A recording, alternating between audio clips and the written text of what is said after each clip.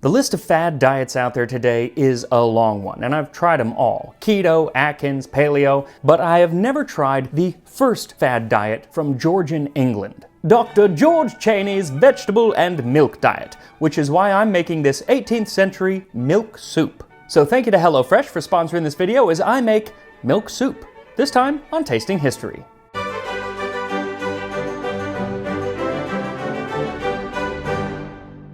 So it's that time of year where it seems everyone is starting a new diet, and so I thought it would be a good time to explore one of the first fad diets from 18th century England, where celebrity diet doctor George Cheyne prescribed a total abstinence from animal foods of all kinds, and all sorts of strong and fermented liquors, keeping only to milk with seeds or grains and the different kind of vegetable food. And it was really hard for me to find a period recipe that kind of went with this diet because it seems that George Cheyne was a bit of an outlier for the time, being a vegetarian, especially one who didn't drink liquor, and so there aren't a lot of recipes written with him in mind. Most vegetable recipes from the time are cooked with beer or brandy or with bacon or some sort of meat stock. And most of those that aren't are just too boring to warrant making here on the show. It's like boil carrots, salt, and serve. Gonna be a short episode. So I turned to the milk portion of the diet. And even then, it was kind of hard to find anything, but I finally found an interesting recipe that technically didn't break any of his rules. Because while Cheyne did prohibit meat and alcohol, he had nothing really to say about sugar. He mentions it only a couple times in his writings, and then as a good thing to help clear up a cough. So, technically, this recipe from The Art of Cookery Made Plain and Easy by Hannah Glass is a diet food. Milk soup, the Dutch way. Boil a quart of milk with cinnamon and moist sugar. Put sippets in the dish. Pour the milk over it and set it over a charcoal fire to simmer till the bread is soft. Take the yolks of 2 eggs, beat them up, and mix it with a little of the milk and throw it in. Mix it all together and send it up to table. So this might not meet any of the requirements of a modern diet, or at least most of them, but it does sound pretty tasty. Now there are 2 interesting ingredients that she mentions. First is sippets, or are sippets. And those were basically little pieces of bread used to kind of dip into soups or sauces or sop up meat juices. And this one actually has it inside of the soup, so I'm guessing it's going to be kind of like the crouton on a French onion soup. Looking forward to that. Now the other interesting ingredient is moist sugar.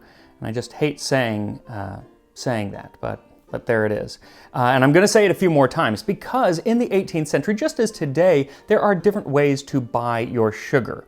You could get wet sugar, moist sugar, or dry sugar. And while they're not perfectly analogous to modern sugars, the moist sugar would be about the same as light brown or light muscovado sugar. Now, all of the other ingredients should be pretty much self-explanatory, just like every ingredient that would ever come with a meal from today's sponsor, HelloFresh. I can think of no better way to start off the new year than by cooking some wholesome, home-cooked meals, and HelloFresh makes it a lot easier to do.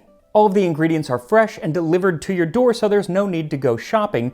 And my favorite part, they are all pre-portioned out. So 1, you don't have to do as much measuring, and 2, there's a lot less food waste. And with over 35 weekly options available, there's something for everyone. Even Dr. Cheyne would approve of the selection because HelloFresh has plenty of vegetarian meals as well as meals to fit most any lifestyle. And they offer flexibility with sides and proteins so you can make a non-vegetarian meal a vegetarian meal. Though I opted not to do that when I made Dijon onion crunch chicken with green beans and garlic bread last night. It was so easy to make and absolutely delicious, and as a bonus, since it was made in only 1 pan, the cleanup was a real breeze. So, if you want to try some easy and delicious meals from HelloFresh, then visit HelloFresh.com and use my code TASTINGHISTORY21 for 21 free meals plus free shipping. That's 21 free meals when you use my code TASTINGHISTORY21 at HelloFresh.com. Though I don't think I've ever seen milk soup on HelloFresh's website, so we're gonna have to make that ourselves.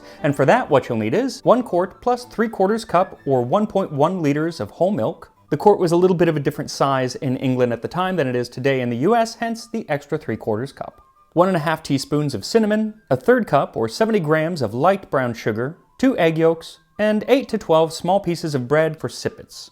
And there were lots of different ways to make sippets. Sometimes they would have the crusts cut off, sometimes left on, sometimes they would be cut into fun little shapes, and then sometimes they would just be left out to dry, other times toasted, and other times they would be dried only after being fried in butter. And Dr. Cheyne has no prohibition against butter, so that's what I'm going to do. So first heat 3 or 4 tablespoons of butter in a pan and then add the bread slices and fry for about a minute on each side or until they're nice and browned. Then take them out of the pan and put them onto a baking sheet and then put them in the oven at 225 degrees Fahrenheit or about 105 Celsius for a half an hour or until they are nice and dry and crisp. When they're almost done, pour the milk into a pot and whisk in the cinnamon and brown sugar as best you can. And I say as best you can because for some reason cinnamon really does not want to mix in with milk. But that's okay because once you heat it up and get it boiling, it will come together. Take the sippets which you've just dried and put them into the milk and raise the heat until the milk simmers, giving it a stir every once in a while, making sure that nothing burns. And the recipe says then to simmer it until the sippets, which you just dried out, get nice and soft. And so it kind of seems like you're undoing everything that you just did, but I promise you the texture is actually different than if you just took regular fresh bread and tossed it in. Very, very different. Also, this is just one version of milk soup. There are some that are savory, some that are sweet, some that are creamier, some thicker, some with potatoes and other things added in, all sorts of types. And it's really not something that we have today anymore in the US or in England, but in parts of Central and Eastern Europe, it's still eaten a lot. In fact, there is a legendary tale that it was a big bowl of milk soup that was served on a Swiss battlefield in the 16th century, which brought the two armies together long enough to hammer out a peace treaty. And I may have to dig more into that story and do an entire episode on its history. But for today, the history is all about the first fad diet of Dr. George Cheyne. George Cheyne was born in Scotland and attended medical school in Edinburgh before moving to London in 1702 to set up his own practice. So as a newcomer on the medical scene, it was necessary for Dr. Cheyne to listen to the wise words of his contemporary Bernard Mandeville, who said of starting a practice in London, "If you can chat and be a good companion, you can drink yourself into practice." Fortunately, George Cheyne was a good companion, and in no time he was hobnobbing in London's more fashionable clubs and taverns, where it seems he gravitated toward a certain caliber of gentleman. "I found the bottle companions, the younger gentry and free livers to be the most easy of access, and most quickly susceptible of friendship and acquaintance, nothing being necessary for the purpose but to be able to eat lustily and swallow down much liquor." He was quite apt at both, and while he grew daily in bulk and in friendship, his practice grew as well, and soon he found himself working all day and then staying up late into the night, drinking and eating and making new friends. He was living the London high life, but soon he found himself to be growing excessively fat, short-breathed, lethargic, and listless. And in 1705, after only 3 years of living in London, George Cheyne, who had never been a slight man, found himself at 32 stone, or 450 pounds. And after a series of vertiginous paroxysms, which by his description sounds like mild heart attacks or even strokes, he had a complete collapse in his health. So, being a doctor and using his scientific mind, he decided that he was going to find a way to solve his current predicament. And the first part of his solution was to get out of London. He moved to the country and began to pore over the latest studies and theories about how food and health are related. And in his studies, he met a Dr. Taylor from Croydon, who by living on milk only cured himself of an otherwise incurable distemper, the epilepsy, and lived in perfect health for 16 years after, till an accident cut him off. And so Dr. Cheyne went on a crash diet of milk, seeds, bread, mealy roots, and fruit. And in a matter of 6 months, he claims that he lost 250 pounds and felt lank, fleet, and nimble. So he returned to London, and those who knew him were in awe of this miracle diet. And so he became a bit of a celebrity, but he reverted to his old lifestyle, and in a few years had gained most of the weight back, and his health was even worse than before. so he concluded two things: London was not for him, and it was time to get back on the diet. He moved his family to Bath and rededicated himself to the diet, though in a less strict version, and he wrote an essay on health and long life, and it became a bestseller. Granted, some of his case studies were a little bit suspect, like one man who he claims lived to be 169 years old, and another named Parr died at the age of 152 years, 9 months. His diet was old cheese, milk, coarse bread, small beer, and whey, and he might have lived a good while longer if he had not changed his diet and air. Supposedly, the 152-year-old man moved to London and began drinking expensive wine, and that is what killed him.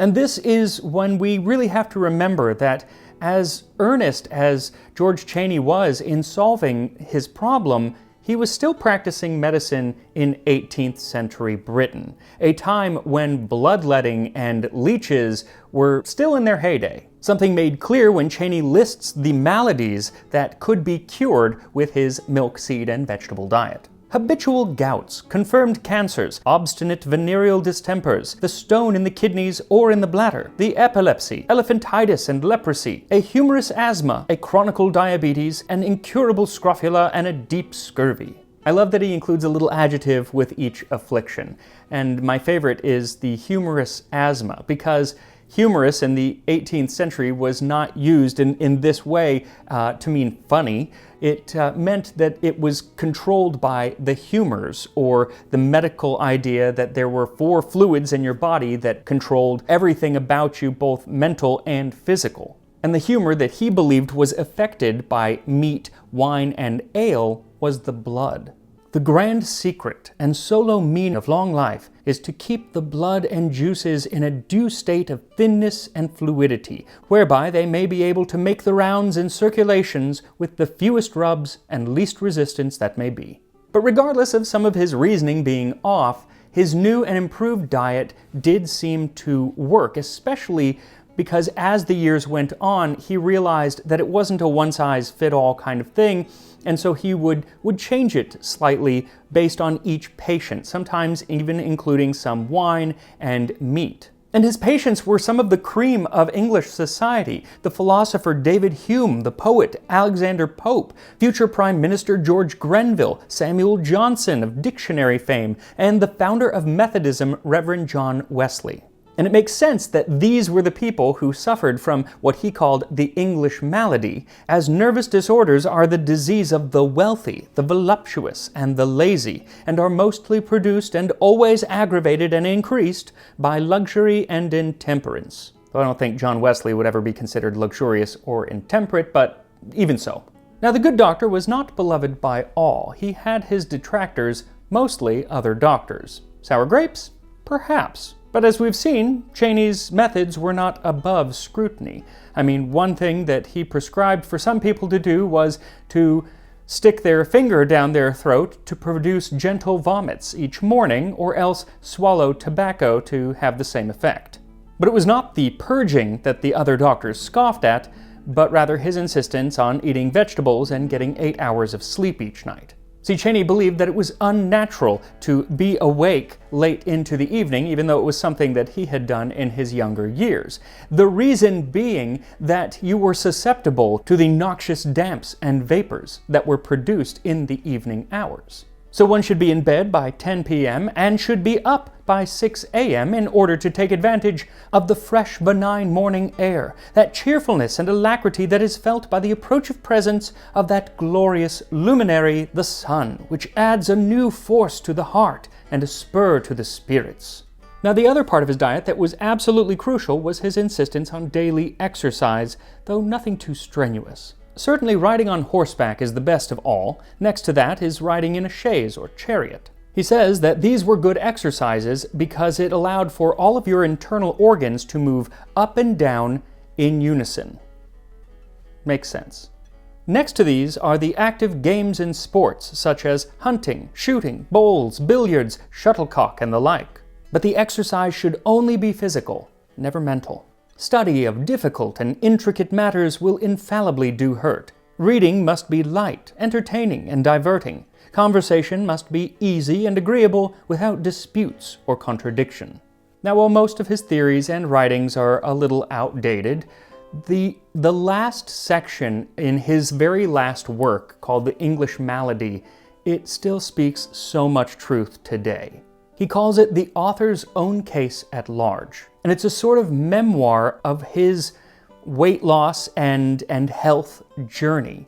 And he starts by talking about when he first lost that 250 pounds and then regained it, and subsequently spent his entire life losing and regaining weight in different amounts.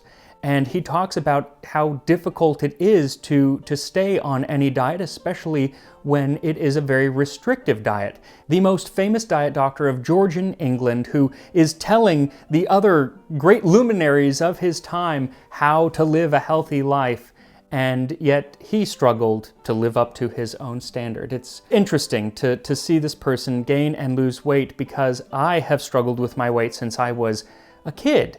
And so this really, really resonated with me. I have gained and lost hundreds of pounds throughout my life. And so it's just so interesting to hear his story from 300 years ago and think, gosh, nothing's changed. And while he battled with this all of his life, he did live to the respectable age of 72. And in his last years, he wrote that he had kind of found a middle way of eating. My regimen at present is milk with tea, coffee, bread and butter, mild cheese, salad, fruits, and seeds of all kinds, with tender roots as potatoes, turnips, carrots, dressed or not as I like it. And I'm curious if I'm going to enjoy this milk dressed as milk soup. And here we are, milk soup the Dutch way. So I have to say, I kind of imagined that it would be white when I first read milk soup, but then the fact that you're adding in cinnamon and brown sugar, obviously it's going to make it a little bit darker. Often it's made now with white sugar and no cinnamon, so it is still white, but this is not. But it smells actually really good. Here we go.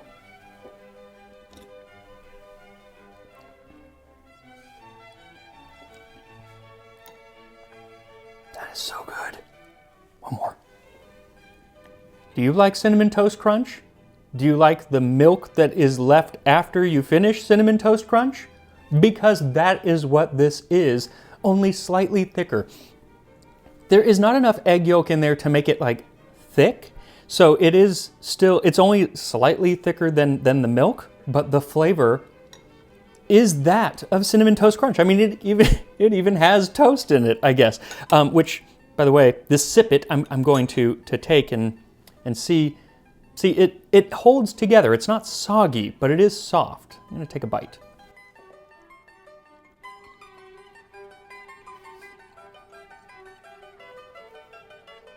It's Cinnamon Toast Crunch. Like I said, it would not fit into any diet today, and probably would not be what he thought of as a diet food either. Technically, it doesn't break any of his rules because he didn't really talk about sugar. Regardless of whether or not it's a diet food, you should definitely try it. It's really, really easy to make and just super delicious. But it's a dessert. Keep that in mind. So a happy new year to all. Make sure to follow me on Instagram, Tasting History with Max Miller, and I will see you next time on Tasting History. I'm actually going to finish this entire thing, but doled out over the next few days. Temperance.